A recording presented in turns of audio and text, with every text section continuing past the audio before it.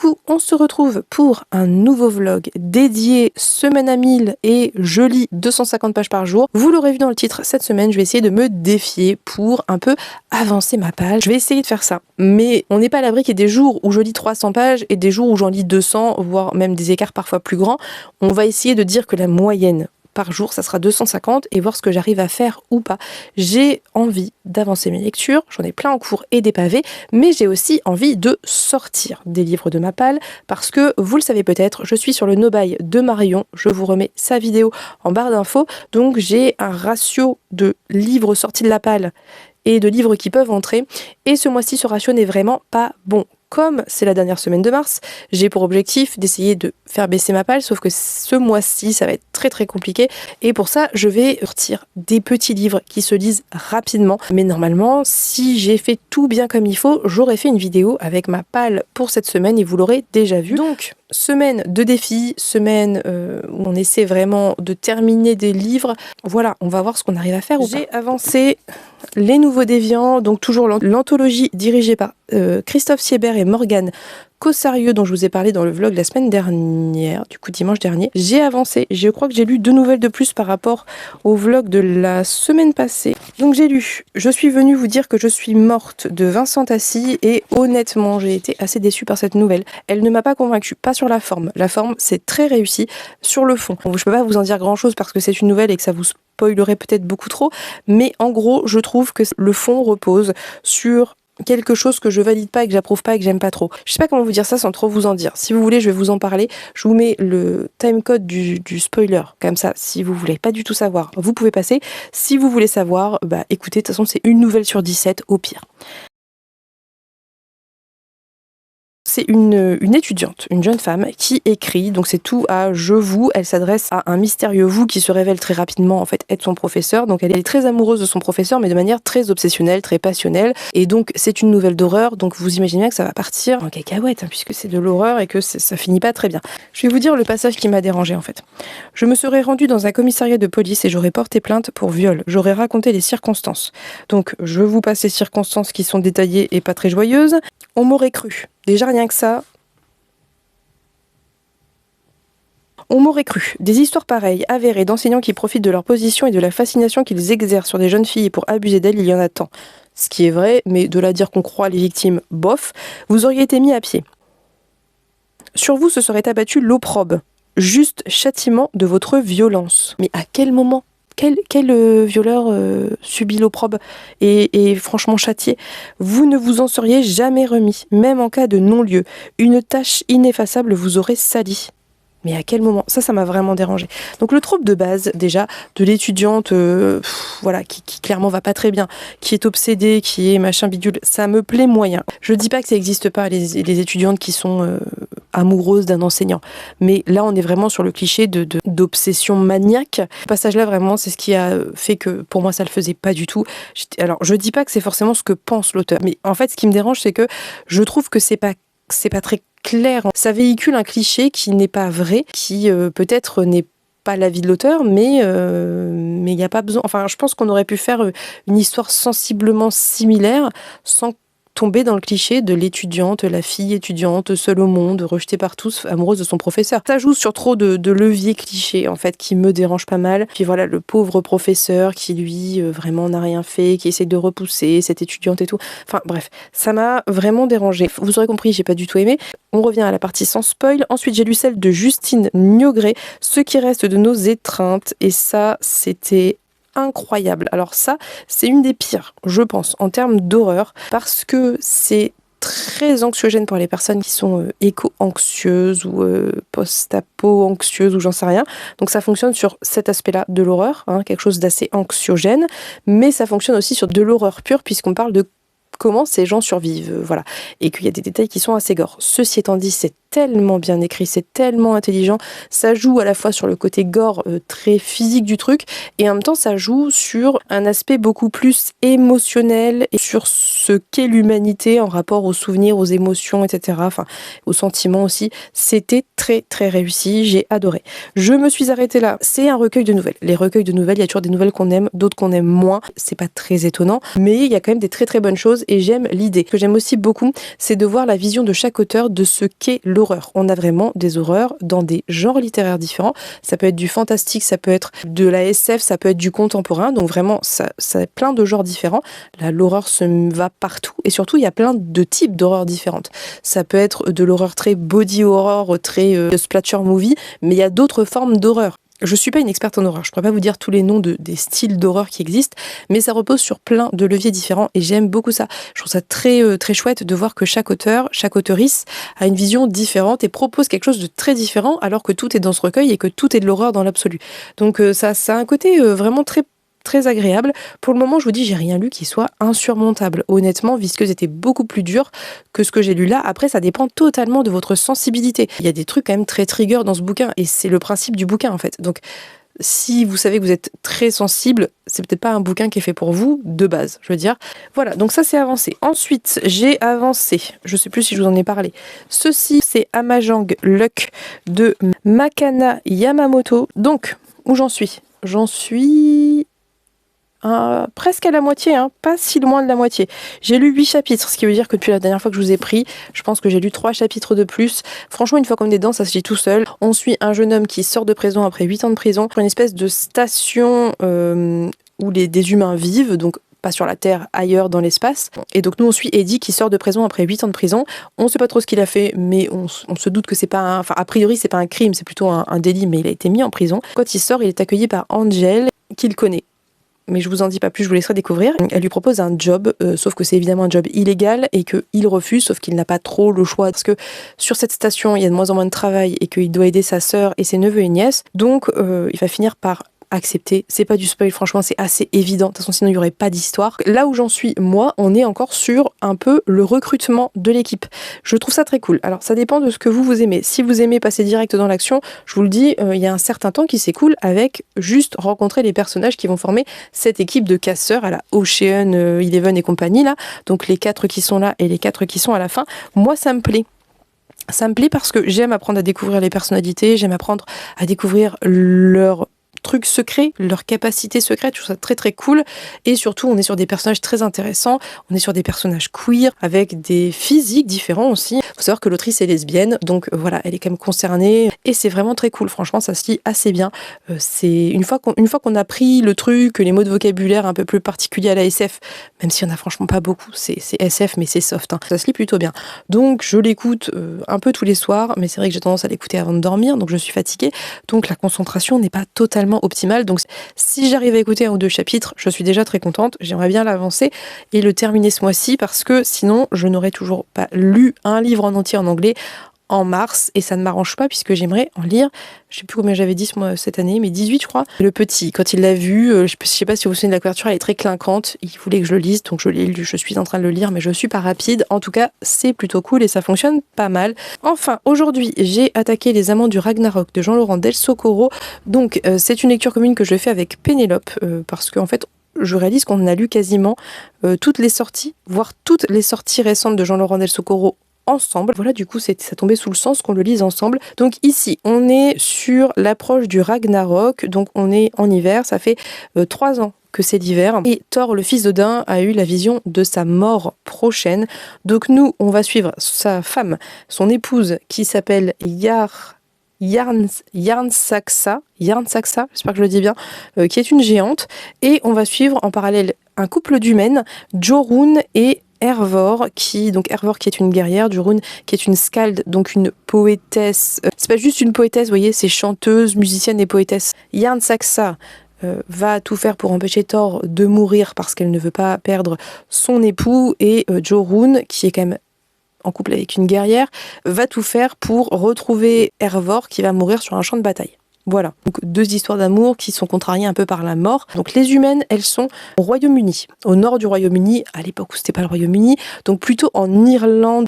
Et déjà j'aime beaucoup ça parce que oui, on nous promet un bouquin de nordique, mais je trouve ça cool que ça soit décentralisé des pays nordiques. Et je trouve ça cool de se placer dans une guerre de religion, puisque finalement le christianisme essaie de convertir le Royaume-Uni, mais les anciennes religions, donc notamment les religions nordiques, essaient de lutter contre ça. Donc on est en pleine guerre de religion dans une époque un peu d'antiquité. Donc ça, c'est le côté très humain, un peu historique, etc., qui fonctionne vraiment très bien. Et le côté plus fantasy, c'est évidemment de suivre des dieux et des déesses. Qu'est-ce que je peux vous dire sur ce début? Donc déjà, je vous l'ai dit, j'aime le contexte historique, je trouve ça très chouette. C'est quelque chose que Jean-Laurent Del Socorro maîtrise toujours très bien.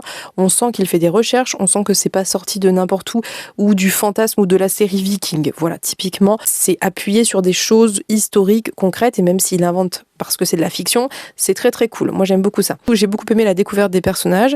J'ai juste trouvé que le chapitre 1 était assez dense parce que on parle de beaucoup de choses en rapport avec la religion nordique que moi je maîtrise pas très bien. Donc typiquement par exemple Cécilia qui maîtrise ça à la perfection, je pense qu'elle va tout visualiser et elle va trouver ça très très cool. Et moi qui suis pas la plus grande connaisseuse, alors il y avait des trucs ça allait, mais il y a des trucs j'ai dû faire des recherches. Franchement il y avait des trucs je ne me souvenais pas. Ce qui est compliqué c'est que c'est plus ou moins expliqué au fil du texte. Mais mon cerveau est pas capable de retenir toutes ces infos. Mon cerveau de TDAH ne retient pas toutes ces infos, ça n'est pas possible, c'est trop d'infos. Donc moi ce qui me manque c'est vraiment un petit index, un petit lexique pour rappeler un peu les trucs parce que c'est typiquement le genre de bouquin où je m'y réfère. Ceci étant dit, si vous faites abstraction de ces informations, l'histoire en elle-même est très claire, assez évidente, il n'y a pas de souci. C'est juste qu'il faut réussir à passer ce premier chapitre qui est assez dense en termes d'informations. Comme toujours avec la plume de Jean-Laurent Del Socorro, c'est fluide, c'est assez efficace. Il y a une plume que je trouve assez efficace, des chapitres courts, des phrases pas très très longues, ça va à l'essentiel. En même temps, on a de la contextualisation. Moi, j'aime bien son écriture, elle fonctionne très bien avec moi parce que je ne m'y perds pas. Après, j'aime aussi les plumes plus travaillées, plus poétiques et tout. Et voilà. Là où j'en suis à un quart, ça fait 300 pages. Là où j'en suis à un quart, tout est posé. Voilà. Là, on a posé toutes les bases de ce qui est dit dans le résumé. Peut-être même un petit peu avant ce quart. Ce que je vous ai dit du résumé, ça se passe avant ce premier quart, donc vous voyez, vraiment, voilà, on est très rapidement dans le récit, très rapidement lancé. Je sais pas si c'est très clair ce que je vous raconte. Bref, on en reparle plus tard. Je vais vous laisser pour cette intro qui est beaucoup trop longue. Je sais pas de quoi j'ai parlé pendant tout ce temps, mais j'avais des trucs à dire apparemment. Et je vous reprends demain. Je vous dirai ce que j'ai lu aujourd'hui, si j'ai avancé, à combien de pages je suis. Je vous tiens au courant. Et puis, je vous dis à plus tard. Coucou, on se retrouve, nous sommes mardi 25 mars, je reviens pour vous faire un point lecture. Donc hier je n'ai lu qu'un livre, mais je l'ai terminé et sans grande surprise, c'est Les Amants du Ragnarok de Jean-Laurent Del Socorro. Donc j'ai lu les 285 pages de ce livre, ce qui remplit mon jour 1 de challenge et ce qui me permet de terminer un livre que j'ai beaucoup aimé. C'était vraiment très chouette. Alors, qu'est-ce que je peux vous dire que je ne vous ai pas déjà dit sur le premier quart que j'avais lu hier? Chose que j'ai oublié de préciser hier et que j'aime beaucoup avec Jean-Laurent Del Socorro, c'est la taille de ses chapitres. On est sur des chapitres qui sont vraiment assez courts et je trouve que ça donne un rythme assez rapide, d'autant que comme on suit plusieurs points de vue, on est sur 3 points de vue si je dis pas de bêtises, ça aide à ne pas se lasser, à ne pas oublier et à assez bien enchaîner. On a plusieurs thématiques qui ressortent de ce livre. La première grande thématique pour moi, c'est l'amour. On est sur un livre qui parle d'amour amoureux, donc de couple. On est vraiment sur ces deux histoires d'amour là, et ce que j'ai trouvé vraiment bien fait, c'est qu'on est sur une histoire d'amour entre humaines et une histoire d'amour entre géants et dieux, et je trouve qu'il y a une vraie différence entre les deux. Je trouve qu'il a assez bien représenté l'amour peut-être plus brutal des dieux et géants, un amour qui est quand même assez particulier. Je trouve que c'était à la mesure des personnages en fait, et l'amour entre les humaines qui était vraiment très beau, très doux, très sincère, très profond. Mais ce qui s'ajoute à ces relations amoureuses, c'est l'amour notamment filial, l'amour fraternel, puisque on va beaucoup parler de la relation entre Thor et Odin, entre Thor, Odin et Loki, et entre Thor, Odin, Loki et Baldr. Donc Thor, Loki et Baldr qui sont frères, donc qui sont les fils d'Odin, et donc on va beaucoup parler de cet amour-là, de pardon, de voilà, c'est vraiment un livre qui parle d'amour, de différents types d'amour, de différents types de relations et de conflits aussi. C'était hyper bien fait, j'ai vraiment adoré. La thématique qui accompagne cette thématique de l'amour, c'est la thématique du deuil. C'est une thématique qui est vraiment très très très importante et j'ai trouvé ça très bien représenté, puisque comme vous le savez, dès le début on le sait, Hervor et Jorun vont être séparés par la mort, puisque Hervor, qui est une guerrière, va mourir sur le champ de bataille. Et donc on a cette première thématique de la séparation, du deuil, de ce que ça fait, des deux points de vue aussi, de celle qui est partie et de celle qui reste. Mais on a aussi la thématique de l'acceptation d'un deuil à venir, puisque il est annoncé que Thor va mourir, puisque Thor a rêvé de sa mort. Jarl Saxa doit accepter ça, et il y avait tout un truc autour de ça qui était vraiment très bien fait. C'était assez poignant, honnêtement. On a aussi les thématiques des dieux, des croyances, c'est quelque chose qu'apparemment en ce moment revient beaucoup dans mes lectures, puisque on va parler aussi de cette religion chrétienne catholique qui essaie de s'imposer, qui essaie de faire disparaître les anciens dieux, et on va parler également de fin de vie, de vieillesse. C'est vraiment c'est vraiment un livre qui tourne beaucoup autour du deuil et de la fin d'une ère, de la fin des gens, de la fin, voilà, mais c'est vraiment fait avec, je trouve déjà pas mal de subtilité. Alors évidemment, subtilité, ça dépend des situations, parce que par exemple pour Jorun et Hervor, voilà, on parle clairement, ouvertement de la douleur, de l'absence, du manque, etc. Mais les autres thématiques s'insèrent bien dans ce contexte de fin de quelque chose, et j'ai trouvé ça vraiment très chouette. On a aussi évidemment le Ragnarok, qui en soi est une fin également, qui va être traité. Enfin bref, c'était un livre qui était assez prenant. Ce que j'aime bien avec cet auteur, c'est que quand vous êtes dedans, eh bien vous enchaînez, vous voyez pas les pages se tourner, et ça va assez vite en fait. Et comme l'écriture et la manière de découper les chapitres ajoutent à ça, eh bien il y a un côté un peu lecture effrénée où c'est difficile de s'arrêter, et j'apprécie ça. Finalement, le seul défaut que j'ai à dire, c'est que pour moi, personnellement, qui ne suis pas une très grande connaisseuse de ces univers-là, des univers nordiques, un petit index aurait été utile pour rappeler qui, quoi, et le vocabulaire surtout, même s'il le fait à divers moments. Comme je vous l'ai dit, quand il y a beaucoup d'infos, j'ai beaucoup de mal à les retenir, parce que je n'ai pas un cerveau de toute évidence adapté pour retenir autant d'informations, surtout quand j'y connais vraiment pas grand chose.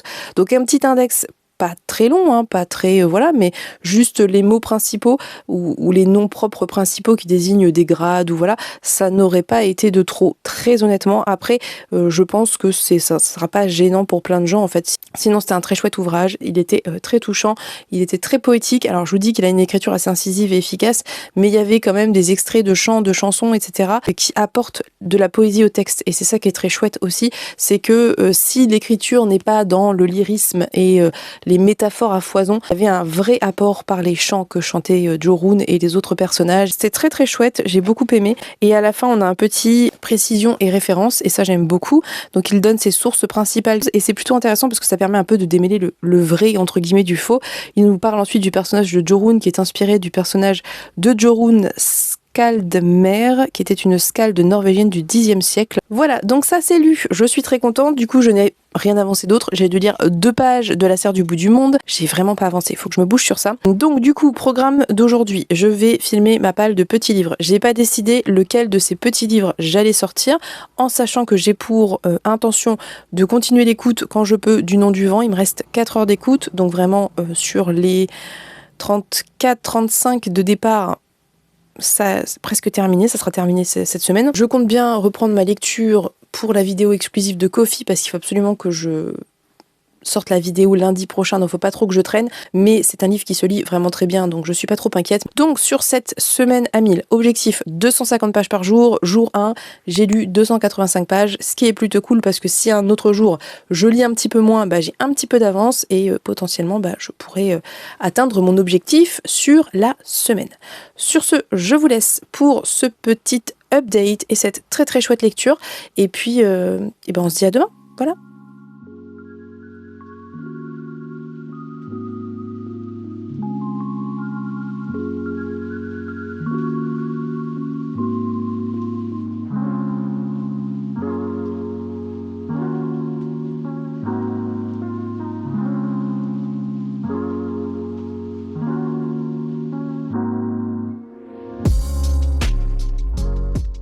Coucou, nous sommes donc mercredi et je vous reprends en toute fin de journée. J'ai lavé mes cheveux, donc c'est la tête post-douche, lavage de cheveux. Il est tard, donc je vais pas traîner, c'est le seul moment que j'ai pu trouver pour vous faire un point lecture, et comme je voulais vraiment vous faire un point lecture, parce que sinon après je cafouille dans mes avancées, vu que cette semaine on est en semaine à 1000. Voilà. Donc hier, j'ai décidé d'attaquer cette petite lecture. Je vous l'avais présentée dans ma pile à lire. 2 petites lectures que vous aurez sûrement vu passer. Donc, c'est Récitatif de Toni Morrison que m'a offert Emeline. Il faut lire ce livre sans rien en savoir, mais genre vraiment. C'est-à-dire évitez toute review qui vous en parlerait, évitez tout pour vraiment ne pas du tout savoir y aller à l'aveugle, en sachant que sur les 120 pages que compte le bouquin, la moitié, c'est une analyse du texte. C'est très intéressant et c'était nécessaire. Je vais vous dire juste le strict minimum. On suit Twila et Roberta qui vont se retrouver dans une sorte d'orphelinat / foyer parce que toutes les deux ont des parents, enfin des mères en l'occurrence, qui ne sont pas en capacité pendant un certain temps de s'occuper d'elles. Donc elles vont se retrouver là toutes les deux, un petit peu comme des parias parce qu'elles ne sont pas orphelines. Et il va se passer quelque chose, je vais pas du tout vous dire quoi.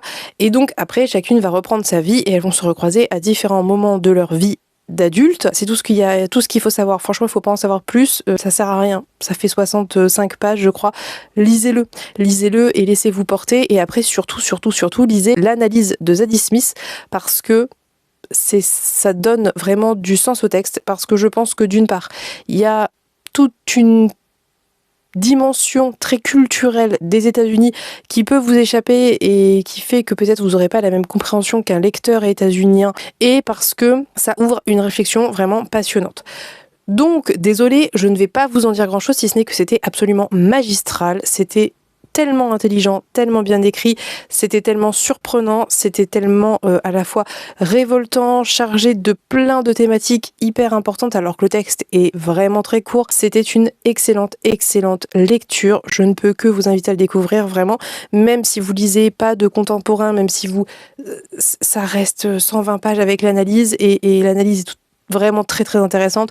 Donc aucune raison de ne pas tenter Récitatif, très honnêtement.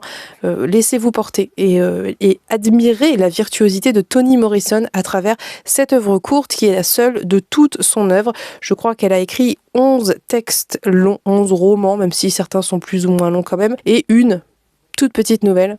Et c'est celle-ci, et c'était incroyable, et c'est une entrée vraiment hyper intéressante dans l'œuvre de Toni Morrison, d'autant que par rapport à ce que j'ai pu lire par le passé, c'est sûrement le moins trigger, en tout cas de ceux que j'ai lus. Donc ça m'a fait 120 pages de lecture. Ensuite, j'ai lu 40 pages de ça, je vais vous le montrer. Donc je l'écoute en audio, du coup je prends les pages en fonction des chapitres sur ce format-là. Donc 40 pages du Nom du Vent, j'ai écouté 40 pages du Nom du Vent du coup, et il me reste, je vais essayer de vous montrer, mais avec ce livre énorme, donc vous voyez le signet, il me reste cette petite partie-là à lire, ce qui représente, je crois, 3 heures, quelque chose comme ça. Il pèse une tonne. C'est vraiment très bon. Là, on est dans une partie un peu surprenante. Je m'attendais pas du tout à me retrouver là où on est et dans ces conditions-là. Et c'est un peu lent. Il se passe pas grand-chose. Mais en même temps, on sent qu'on construit quelque chose pour la suite et c'est assez intéressant. Le talent de conteur du lecteur et de l'auteur sont incroyable. Du coup, les talents de lecteur et du conteur sont incroyables. C'est vraiment une excellente lecture et je suis fascinée par la capacité de cet auteur à raconter une histoire, un récit initiatique où il se passe en fait vraiment très peu de choses. Il y a des moments où il se passe des choses, mais dans l'ensemble, ça reste somme toute très lambda. Et en même temps, vous savez où vous allez parce que dès le début, vous savez où il est puisque c'est son lui vieux qui raconte ça.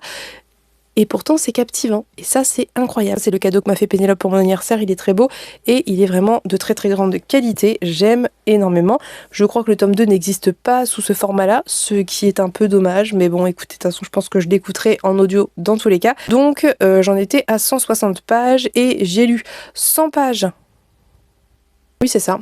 J'ai lu du coup 100 pages d'un livre dont je ne peux pas parler puisque c'est le livre pour Kofi et que je garde le mystère puisque c'est mon fils qui a choisi cette lecture et que au début de la vidéo il fait une présélection de livres et tout, donc voilà, toute une petite mise en scène, mais on en reparlera quand j'aurai terminé et que la vidéo sera sortie sur Kofi, donc dans, je sais pas, dans une semaine, peut-être le vlog prochain du coup, puisque normalement je crois qu'elle sort lundi. Bref, que j'ai lu 100 pages de ça, j'ai pas lu tout ce que je souhaitais lire 130 pages, mais je m'endormais, donc j'ai arrêté à 100 pages et aujourd'hui je vais lire du coup 160 pages. Je vais essayer et je vous dis ça, mais il est déjà un peu tard et j'ai pas avancé. Bref, en tout cas, du coup j'ai validé ma journée d'hier, j'ai bien lu mes 250 pages, j'ai même dépassé un petit peu, ce qui est très cool, je suis assez contente. Soit, je vais donc vous laisser, je vous dis à demain.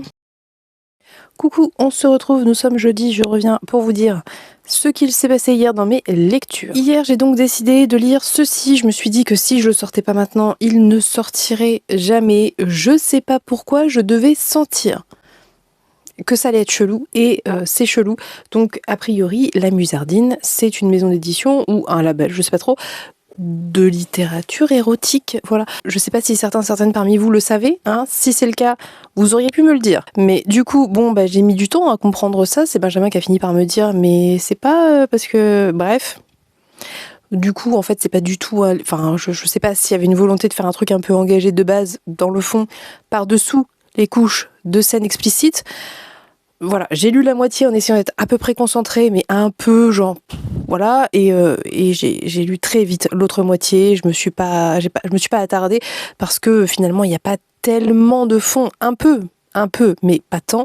Vraiment, ce qui m'a dérangé, c'est que j'étais pas d'accord avec le fond, en tout cas ce que j'en ai compris, puisque ici le cœur de l'histoire, c'est qu'un parti féministe a pris le pouvoir, donc matriarchie, et que en échange d'un, je sais plus comment ça s'appelle, une espèce de contrat où les hommes renoncent à leurs droits civiques. Et donc, ces hommes, qu'on appelle des matriores, ceux qui ont signé ce truc, en échange de ça, peuvent accéder aux maisons des plaisirs, et tout tourne autour de ça, en fait. Ça veut dire que, à la limite, c'est pas tant gênant, ça, en soi. Ce qui est gênant, c'est que, en fait, les rapports de domination, quand ils sont dans ces maisons de plaisir, sont les mêmes, que c'est encore aux femmes de se plier aux envies des hommes, que même les femmes de pouvoir qui ne sont pas travailleuses du sexe font des orgies où on répète les fantasmes masculins à l'envi, à tout va, et les hommes qui devraient être safe ne le sont pas. Ça veut dire que le personnage principal, elle a un matrieur chez elle, donc il fait office de nounou, de gouvernante, de tout ce que vous voulez, et il passe son temps à la mater et à renifler à renifler les fauteuils de la voiture en espérant sentir des trucs que je vous laisse imaginer. Donc vraiment, je ne vois pas l'intérêt, en fait. Alors oui, il y a moins de violence dans l'histoire, oui, les hommes sont un petit peu calmés et tout ce que vous voulez, mais si c'est pour répéter le même schéma au final, légalement, parce qu'ils ont signé un contrat, je comprends pas l'intérêt, en fait. C'est-à-dire que c'est pas tant le côté érotique en soi. Je saute les scènes et puis c'est tout, même si il n'y en a pas tant, elles sont pas non plus insurmontables. Franchement, les scènes que je peux lire dans les romans sont bien plus gênantes que celles qu'il y a ici, quoique ça dépend desquelles, mais soit... Mais voilà, on est encore sur de la répétition de schéma, quoi. On est sur du fantasme masculin. Bref, je vais pas vous faire un dessin, je vais pas vous pouvez imaginer, voilà. Tout simplement de domination et compagnie. Ouais, non, je sais pas, j'ai pas compris l'intérêt. Si ce n'est écrire un roman érotique, j'ai pas compris l'intérêt.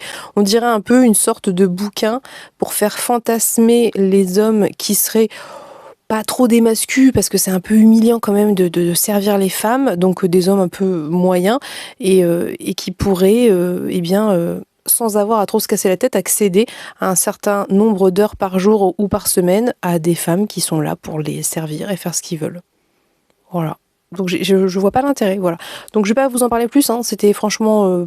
c'était pas mal écrit, mais ça n'avait aucun intérêt, si ce n'est lire un roman érotique, quoi. Donc même pas féministe, hein, parce que sinon les pratiques auraient été différentes. Donc 220 pages de ça. En tout cas, c'est fait, c'est lu, ça ne va pas rester chez moi parce que vraiment c'était pas incroyable.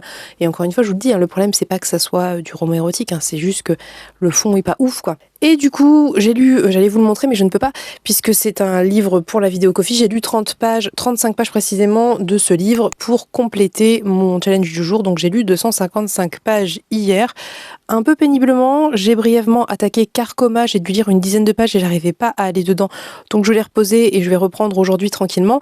Et je dois attaquer le livre qui refusait de brûler puisque The Riddler l'a attaqué dans les temps, elle, et qu'elle a lu une centaine de pages. Donc il faut pas trop que je traîne si je veux... la rattraper et ne pas être submergée. Donc je vais faire ça aujourd'hui. Donc voilà, rien de particulier, rien d'autre. Honnêtement, j'ai été un peu saoulée, mais je voulais pas l'abandonner parce que je voulais voir quand même où ça allait, mais au final ça allait pas, ça allait un peu nulle part, quoi. Donc c'était décevant. Donc celles et ceux qui l'avaient dans la palle et qui se posaient la question, si vous avez envie de lire un livre érotique, voilà, avec des fantasmes très masculins, très typiques, voilà. Sinon, franchement...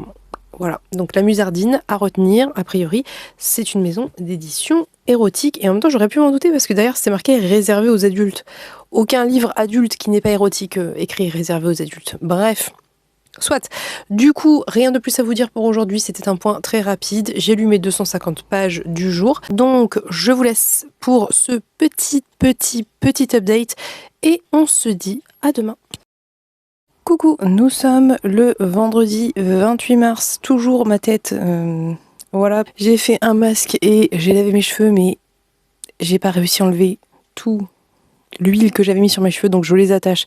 C'est passionnant, hein, mes histoires de cheveux vous passionnent, j'en suis persuadée. Bref, on va parler de lecture. J'ai avancé mon livre mystère pour Kofi, dont je ne vous reparle pas pour le moment, évidemment, mais j'ai lu mes 130 pages hier, donc il me reste un quart à lire. J'ai avancé 20 pages, mais en format liseuse, donc je pense que ça représente pas du tout 20 pages en format papier, mais je ne sais pas, donc tant pis, de La Serre du bout du monde.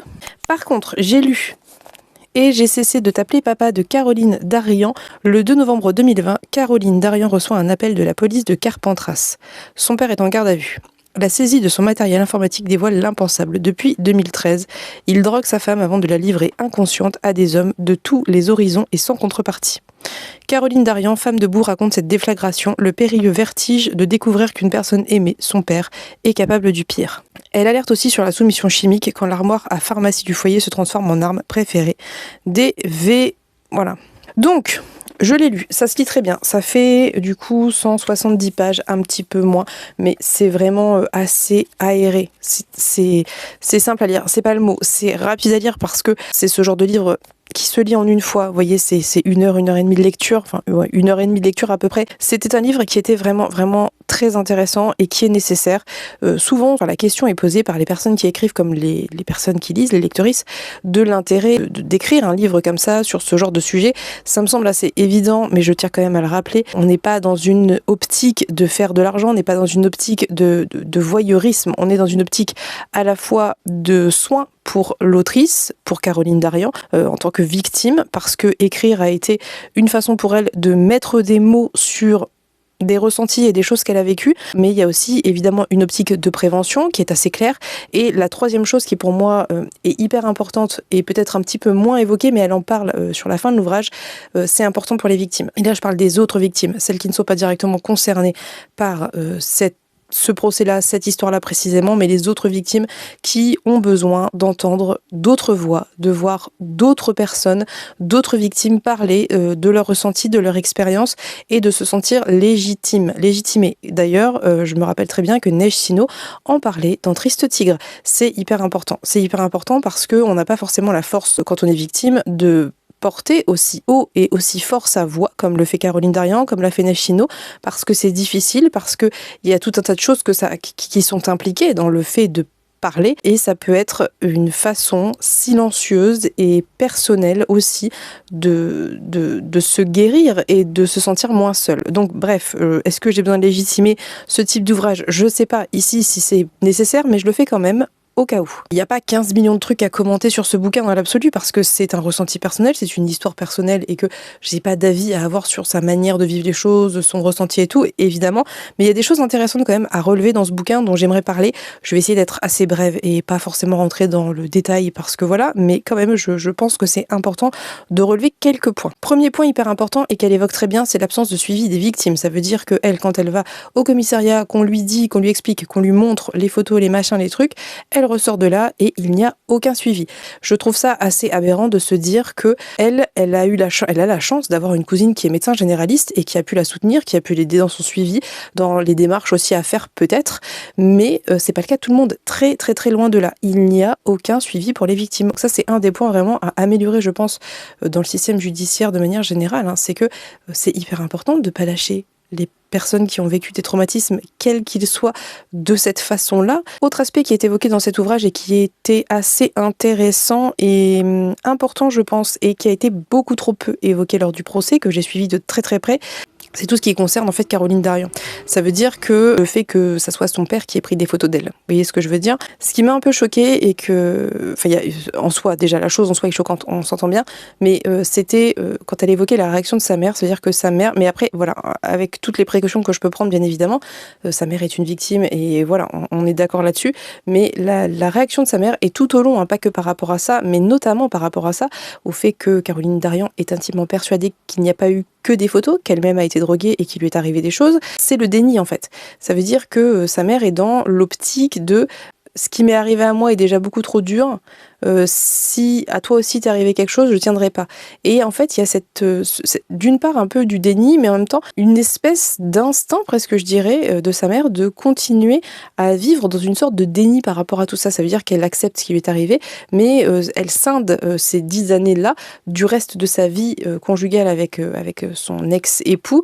Elle se coupe totalement de tout le reste. Et c'est une réaction de défense voilà, d'autoprotection de la part de sa mère, mais c'est quand même un aspect qui est intéressant de manière systémique. Ça veut dire que quand ce genre de choses arrive au sein d'une famille, il y a, et c'est ce qu'on voit là typiquement en ce moment avec le procès du chirurgien, là, de Le Squarneck, il y a une espèce de déni. Ça veut dire qu'il y a cette espèce de barrière qui est franchie dans le cadre de la famille, des enfants notamment, qui semble psychologiquement infranchissable, et du coup on préfère faire comme si ça n'existait pas.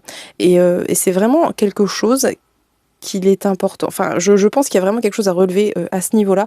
Et encore une fois, c'est pas un jugement par rapport à sa mère.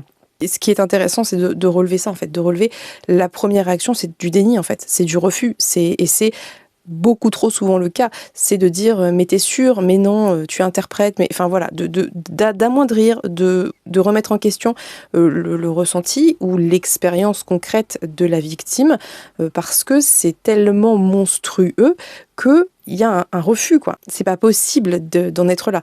Et en fait, plus l'enquête avance et plus on apprend des choses et plus Caroline Darian explique ce qui se passe c'est très linéaire, hein, c'est sous forme un peu de journal intime, plus on se rend compte que c'est en fait totalement probable parce que d'autres photos sont retrouvées de ces belles filles. Alors oui, ce ne sont pas ces filles de manière directe et il y a un rapport qui est différent, mais tout de même, on voit bien à travers les pièces qui sont évoquées ici et qui ont été, encore une fois, je crois, assez peu évoquées durant le procès, ces autres personnes. Ça veut dire que un homme a fait à minima 5 victimes.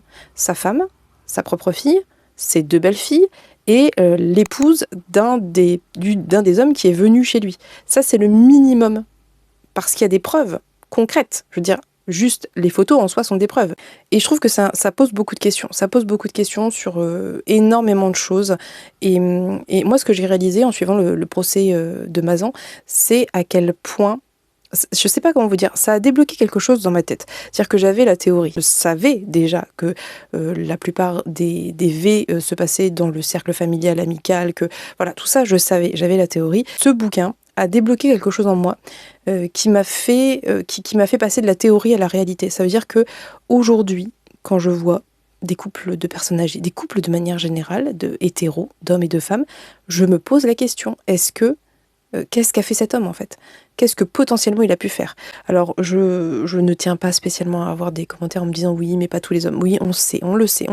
Mais Caroline Darian vous aurait sûrement dit que son père était une personne incroyable avant de découvrir ça et sa femme aussi très sûrement. Donc voilà, c'est terrible en fait. C'est terrible parce qu'on se rend compte et ce bouquin aussi en parle d'à quel point il y a ce que vous pensez savoir, il y a ce que vous pensez connaître des gens et il y a tout ce que vous ne savez pas et que vous saurez peut-être jamais parce que là, c'est tombé, que ça s'est su. Et je suis vraiment rentrée en empathie en fait avec Caroline Darian. Je me suis dit mais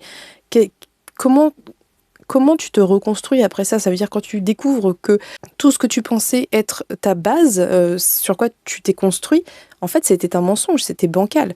Et alors, si vous écoutez le podcast qu'elle a fait qui était passionnant, vous découvrirez que plein de choses étaient déjà bancales de base. Mais je veux dire, il y a quand même un pas qui est franchi entre la personne qui est un peu une espèce de petit arnaqueur et qui est toujours en galère de thunes et qui ment et qui cache des trucs par rapport à l'argent et ce qui s'est passé là, on est d'accord qu'il y a un gap gigantesque. Mais bref, tout ça pour dire que je suis vraiment rentrée en empathie avec elle en me disant comment tu fais en fait après ça. Bref, je sais pas si je suis très claire et très construite, mais ça pose vraiment beaucoup de questions et je trouve ça hyper important que ça existe ce type d'ouvrage parce que c'est des questions qui doivent être posées, c'est des questions que nous on doit se poser aussi et des choses qu'on doit exiger et réclamer. On doit réclamer le droit au respect, le droit d'être cru en tant que femme, en tant qu'individu, le droit d'être écouté, vous voyez, le droit d'être juste pas infantilisé. Ça remue des choses forcément, ça ouvre des questions, des portes qu'on n'a pas forcément envie d'ouvrir. Et évidemment, je pense pour à peu près toutes les femmes qui sont déjà un petit peu sensibilisées au féminisme, à ce genre de choses, mais c'est important et c'était important d'avoir le point de vue de Caroline Darian qui est un peu la grande oubliée de ce procès, quoi. Donc voilà. J'ai lu ça, je l'ai terminé et c'est tout ce que j'ai à vous dire pour aujourd'hui. Et évidemment, ça fait 17 minutes que je tourne et je le savais. Je pense que je couperai au montage une partie parce que je me suis beaucoup éparpillée. Bref, du coup, objectif d'aujourd'hui, c'est d'avancer le livre qui refusait de brûler puisque The Riddler a lu une centaine de pages. C'est de lire un autre petit livre, mais je ne sais pas lequel. Je pense que je vais me prendre un truc un peu plus léger. Donc soit un des jeunesses, soit Mort Noir, qui a l'air d'être un peu un thriller médiéval. Donc voilà. Et puis... j'aimerais bien avancer la serre du bout du monde. Mais bref, j'aimerais bien faire plein de choses et je ne peux pas tout faire. Donc on verra au moment où je pourrai me poser pour lire ce que j'ai envie de prendre. Et voilà. Donc, je vous laisse pour ce plan aujourd'hui. On se dit à plus tard. Coucou, on se retrouve dimanche, je reviens pour clôturer. Je vais essayer de faire ça assez rapidement parce que j'ai monté tout jusqu'à maintenant, que j'ai déjà 40 minutes je crois de rush, qu'il est 17h40, je suis hyper à la bourre, ça va être en temps réel là, je vais tourner ça, le monter et vous le poster dans la foulée, mais avec le changement d'heure je suis toute perturbée. Donc on va revenir sur ma journée de vendredi. Vendredi jusqu'à présent c'est la seule journée de la semaine où je n'ai pas validé mes 250 pages puisque j'ai lu 150 pages de Carcoma de Laila Martinez que j'ai terminé, j'ai lu 30 pages du Nom du vent de Patrick Rothfuss, écouté du coup, et j'ai lu 40 pages de La serre du bout du monde, ce qui faisait un total de 225 pages. Finalement, ça me dérange pas trop parce que vu que j'ai terminé un livre et que c'était un peu finalement ça mon plus gros objectif, c'était pas tant une histoire de pages qu'une histoire de terminer des livres, l'un dans l'autre ça me va. Donc je vais vous reparler de Carcoma de Laila Martinez. Je vais essayer d'aller à l'essentiel, mais ça va pas être facile parce que on est encore une fois dans un livre qui suit toutes les thématiques des livres que j'ai pu évoquer précédemment. Je pense que là c'était vraiment une semaine assez engagée. Dans Carcoma, on va suivre deux femmes qui vivent dans une grande maison. Donc il y a la grand-mère et la petite fille. Et donc on est sur une narration avec ces deux narratrices. On est sur une maison qui est quasiment un personnage et on est sur presque un huis clos. C'est pas vraiment totalement un huis clos, c'est hyper bien écrit, c'est hyper bien fait, c'est vraiment très très très engagé puisque les deux grandes thématiques de ce texte sont les VSS d'une part et l'injustice sociale, les violences sociales d'autre part, puisqu'on va parler de pauvreté, d'humiliation avec cette famille de femmes qui se retrouvent à travailler pour la famille un peu des bourgeois du coin. Et ça c'est une thématique qui est très importante dans le récit puisque c'est cette volonté de ne pas servir cette famille qui va faire que l'histoire débute avec un homme qui va construire cette maison et épouser une femme et la mettre dedans. Je vais essayer de vous lire quelques passages pour vous donner une petite idée. On nous dit « Dans une étable pleine de moutons, il prit une décision et envisagea de faire ce que font les hommes qui n'aiment pas ce qu'ils sont, se servir des plus faibles qu'eux. Lui qui, toute son existence, avait cru ne rien posséder, s'aperçut qu'il s'était trompé. Il avait du pouvoir, un petit pouvoir fuyant, certes, une sorte de limace qui lui glissait entre les doigts à la moindre inadvertance et laissait une traînée de bave épaisse et salissante, mais qui lui suffirait pour arriver à ses fins. » Il va exercer son pouvoir sur les femmes. Voilà. Je vous en dirai pas plus par rapport à ça, mais c'est tellement bien écrit, ça vous donne une idée de la manière dont on parle des choses, j'ai adoré. Autre citation pour parler de la pauvreté et de l'injustice sociale, c'est une citation qu'Elisa avait donnée et je pense que c'est ça qui m'a donné envie de le lire, donc je vous le redis parce que comme ça peut-être que vous aurez envie de le lire, c'est « Il ne nous haïssait pas avec rage, mais avec dédain ». Donc les riches. On est sur une plume qui est vraiment viscérale, qui est authentique, qui est crue. Je sais pas vous dire si c'est du réalisme magique, si c'est de l'horreur, si c'est du fantastique, c'est un peu de tout ça et en même temps c'est tout autre chose, c'est à la fois un livre très engagé et en même temps un livre d'ambiance parce que l'ambiance a quelque chose de très important, mais c'est surtout un livre qui va parler de vengeance et qui va parler de violence faite aux femmes, d'oppression, l'oppression que subissent les femmes. Il y a pas mal de citations assez intéressantes là-dessus. Exemple de citation qui ne vous spoilera pas, hein, je fais exprès, vous imaginez bien. Donc c'est à propos d'un des protagonistes féminins, je vous dirai pas qui, je vous laisserai découvrir. Donc protagoniste féminin qui est très joli, qui est très convoité par les hommes. Et donc la narratrice nous dit: il me disait, donc il c'est... Bref, je vous laisserai découvrir, mais c'est un il un peu mystique. Il me disait qu'il parlait de ce qu'il lui ferait, certains brûlant de désir, et d'autres éprouvant ce que beaucoup d'hommes ressentent pour les femmes, qu'ils prennent pour du désir, alors que c'est simplement de la haine. C'est tellement vrai, c'est tellement puissant ce texte, je vous jure, c'est incroyable. Dernière citation qui parle de VSS et qui parle de notre monde et qui parle de tout ce que j'ai pu évoquer les jours précédents et de la prochaine lecture aussi. Il faut mettre des kilomètres de terre entre les individus de ce genre et toi-même. Sinon la terre, il te la jette sur le corps. Donc là, c'est à propos des hommes, encore une fois. Et Voilà. Donc vous avez la teneur de ce bouquin. Bucosaurus m'a fait remarquer que ça ressemblait vraiment pas mal à du thé pour les fantômes. Je pense que si vous avez aimé ces aspects-là dans du thé pour les fantômes, Carcoma vous plaira. Moi personnellement, je trouve que Carcoma est beaucoup plus impactant. C'est quand même différent. On n'est quand même pas sur le, c'est pas un roman comme du thé pour les fantômes, mais en termes de thématique et d'ambiance, il y a de ça. Vraiment, vraiment. Pour d'autres raisons que je vais pas vous dire, je vous laisserai découvrir. Mais pour moi, celui-ci était beaucoup plus impactant. J'ai trouvé que peut-être parce que c'est moins enrobé justement d'histoire, etc. Il y a quelque chose de beaucoup plus coup de poing. Même la plume est peut-être moins poétique et beaucoup plus incisive. Il y a pléthore de citations, de punchlines incroyables. Donc je pense que sans vous attendre à un copier-coller du thé pour les fantômes, si vous avez aimé les thématiques et l'ambiance, Carcoma, ça peut totalement vous plaire. Ça, c'était pour ma journée de vendredi. Hier, ça a été une journée full lecture parce que j'étais pas bien, parce que j'ai mal au ventre, parce que j'ai mes règles, vous savez tout. Donc j'ai terminé 3 livres. J'ai terminé Le Nom du Vent, en même temps depuis le temps qu'il était en route. Il était temps. Je vais pas vous en reparler ici. Je vais d'abord faire un avis lecture sur Ko-fi puisque c'était une lecture imposée par Ko-fi. Mais sachez que j'ai adoré. Voilà, on en reparlera plus tard. J'ai terminé Vénère de Taous Merakchi dont on va reparler. J'ai terminé Ma Maison en fleurs de Pauline Bilizari dont on va reparler. Et j'ai avancé La Serre du bout du monde en lisant 40 pages. Donc en tout, ça m'a fait 530 pages hier en sachant que Vénère, je l'ai écouté. Le Nom du Vent, je l'ai écouté. Donc en termes de lecture avec mes yeux posés sur un livre, etc. C'était Ma Maison en fleurs et La Serre du bout du monde. Je vais donc vous reparler rapidement de Ma Maison en fleurs. Je vais vous dire rapidement parce que j'ai pas forcément beaucoup de choses à vous dire. Ma Maison en fleurs, c'est un recueil de poésie illustrée. J'ai pas grand chose à en dire parce que c'est typiquement ce genre d'ouvrage que vous lisez pour vous, qui va vous parler pour certains aspects peut-être plus que d'autres, mais c'est très intime. En parler longuement, c'est un peu se raconter soi. Donc voilà, je vous avais dit pareil pour Roupicor. Sachez juste que j'ai préféré les 2 dernières parties aux 2 premières. Les 2 dernières parties, c'est Refondation et Floraison, qui m'ont beaucoup plus parlé que Incendie et Errance. En fait, j'ai réalisé en lisant ça que ce que j'adorerais, c'est juste un bouquin comme ça, mais sans aucun écrit ou très peu, inverser les proportions entre illustration et écriture et faire passer tout ce qui passe par des mots ici à travers presque exclusivement des illustrations. Si vous connaissez ça, dites-le moi. En tout cas, j'ai beaucoup aimé. Je remercie Emeline de me l'avoir fait découvrir. Je le relirai, je pense, à l'avenir. Je l'ai lu d'une traite parce que je voulais voir l'évolution. Il y a quelque chose d'assez, en fait, quelque part un peu linéaire. Enfin, pas complètement linéaire parce qu'il y a des retours en arrière et tout, mais vous voyez ce que je veux dire. Il y a la blessure originelle jusqu'à la guérison, etc., etc. Donc voilà, je voulais le lire en entier, mais j'ai noté certaines pages pour les relire plus tard parce qu'elles m'ont parlé. Voilà, tout simplement. Passons donc à la 3e lecture que j'ai terminée. Je l'ai terminée assez tard cette nuit. J'aurais presque pu comptabiliser une partie des pages pour aujourd'hui, mais bon, écoutez, au final, on s'en fout, ça revient à peu près au même. J'ai écouté Vénère, c'est 2h30 d'écoute, je crois, quelque chose comme ça, de Taous Merakchi, donc Être une femme en colère dans un monde d'hommes. Et quelle claque, quelle pépite, c'est sûrement un de mes ouvrages dans ce genre-là préféré. Je pense que le fait de l'avoir écouté, et c'est l'autrice qui le lit, elle a une voix incroyable et c'est une très très très très bonne lectrice. Je ne peux que vous conseiller de l'écouter. Vraiment, ça apporte vraiment une dimension supplémentaire pour moi non négligeable. Ici, on va parler de colère. Taous Merakchi parle de sa colère. Ce que j'ai beaucoup aimé, c'est qu'elle parle d'elle en tant qu'individu, de sa colère individuelle par rapport à ses expériences passées, sa vie, etc.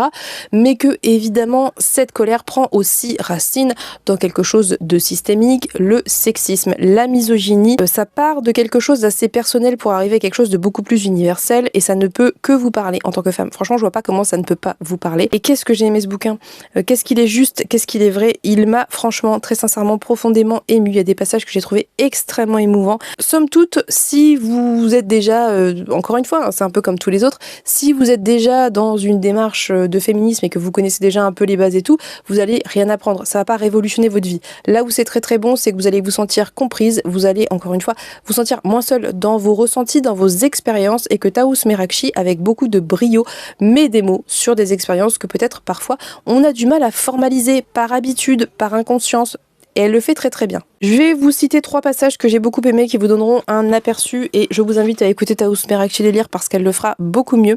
Premier passage, ça concerne le fait de ménager les hommes, ménager l'ego des hommes et le not all men. Tu sais Thierry, ce que tu dis me blesse. Ce n'est pas contre toi, non non non. Je sais que tu es un homme super et que tu ne penses pas à mal. Et oui, la blague du camion qui fait poète poète est effectivement très très drôle. Mais je dois te dire en toute honnêteté, et j'en suis bien désolée, que je ne l'apprécie plus autant qu'avant. C'est pas toi, c'est moi. Je suis devenue un peu aigrie avec le temps temps, tu sais, la vie n'est pas simple, ça m'a endurci, et j'ai plus de mal à sourire qu'avant. J'envie ta liesse et ta légèreté de vivre, si tu savais. Mais en attendant, si tu pouvais, s'il te plaît, pardon, désolé, te retenir de temps en temps de poser tes mains sur mon corps quand je ne t'y ai pas invité, ça rendrait les choses beaucoup plus faciles entre nous.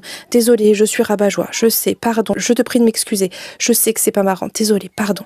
Et elle le lit avec beaucoup de brio, et c'est tellement vrai, dès que vous voulez dire quelque chose à un homme, il faut mettre des machins, des trucs, et oui, non, mais peut-être pas tous les hommes. À chaque fois que vous voulez parler des violences faites aux femmes, oui, on sait, pas tous les hommes. Et voilà, j'ai adoré ce passage, en plus c'était vraiment, encore une fois, extrêmement bien lu. Autre passage que j'ai relevé, c'est « Fais attention ». Je pourrais vous lire le chapitre entier tellement il est passionnant, mais en gros, le début, c'est depuis toujours, on me dit de faire attention, que je sois seule, accompagnée, qu'il fasse jour, qu'il fasse nuit, fais attention. Et elle dit, faire attention, mais je ne fais que ça, attention. Quand je suis dans un espace public, tous mes sens sont en alerte. Et il ne se passe pas une seule seconde où mon attention se relâche.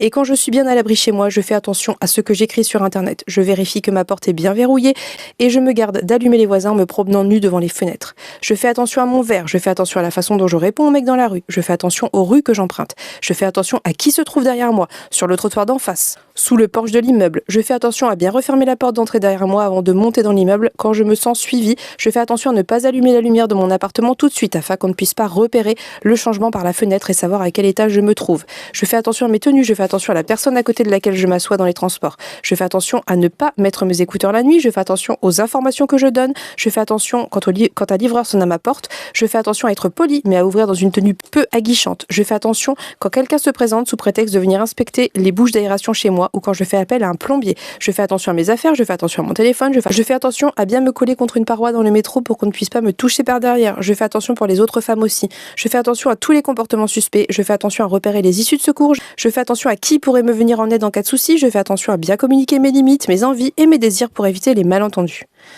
Voilà. Et tout le chapitre, voilà, ça parle de plein de trucs et ça ne peut que vous parler. Est-ce que c'est pas vrai? Est-ce que vous ne vivez pas dans une espèce de vigilance constante au quotidien sans même vous en rendre compte? Est-ce que vous n'avez pas toujours une partie de votre cerveau qui est allumée ou qui s'allume quand il y a quelque chose qui potentiellement pourrait être suspect, quand vous allez croiser quelqu'un à telle heure, quand vous passez par telle rue ou à tel endroit, quand...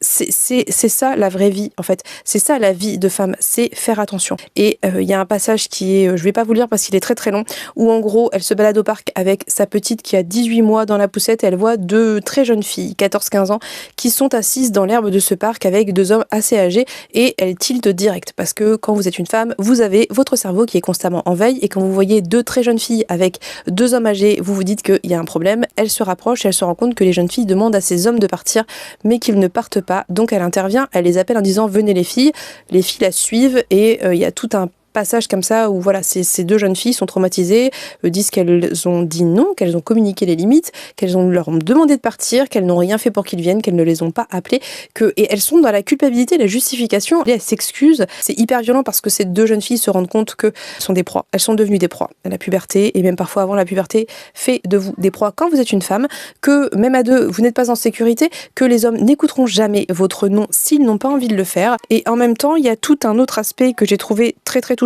et très très important, c'est qu'en tant que femme adulte, il faut faire attention aux jeunes filles. Je pense que c'est hyper important, même pas que aux jeunes filles, aux autres femmes de manière générale, mais à plus forte raison aux jeunes filles. Oui, c'est pas juste de devoir faire attention à soi et aux autres, notamment aux femmes, mais c'est hyper important. Et en fait, cette sororité est vraiment essentielle pour notre survie. On a besoin d'être solidaires entre femmes, on a besoin de se soutenir, on a besoin de s'aider et de faire attention les unes aux autres et d'intervenir si il le faut. C'est hyper important. Et du coup, j'ai un autre passage à vous citer et après j'arrête de vous rebattre les oreilles avec ce bouquin que j'ai trouvé exceptionnel.